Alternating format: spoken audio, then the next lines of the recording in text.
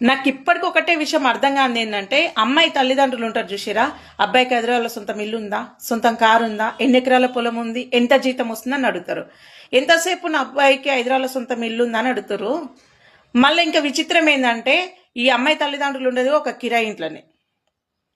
మరి 50 ఏండ్లోనివి నువ్వే హైదరాబాద్లో సొంతం ఇల్లు సంపాదలేకపోయినవే, మరి నీలో సగము 25 ఏండ్లు ఉన్నోడు ఎట్లా సంపాదిస్తాడు అనుకుంటారు? సొంతం కారే మీరు కొనలేకపోతున్నారు, మరి అబ్బాయి ఎట్లా కొంటాడు అనుకుంటున్నారు?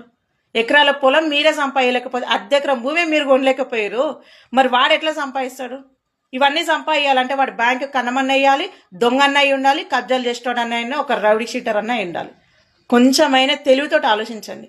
ఆస్తిని చూసి కాదు ఇచ్చేది, అందాన్ని చూసేది కాదు, గుణాన్ని చూసి అప్పుడు నీ బిడ్డ బాగుపడుతుంది.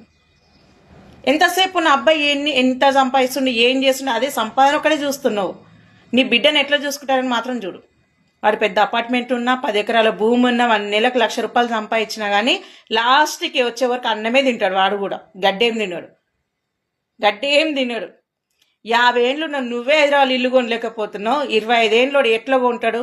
కొంచెమనే దిమాగ్ పెట్టుకొని ఆలోచిస్తే ప్రతి ఒక్క జీవితాలు బాగుంటాయి. పిల్లనిచ్చే ముందు అందాన్ని, ఆస్తినిగా చూసేది, గుణాన్ని చూసి అప్పుడు నీ బిడ్డ బాగుంటుంది. నీ బిడ్డతో పాటు మీరు కూడా మనశ్శాంతిగా ఉంటారు.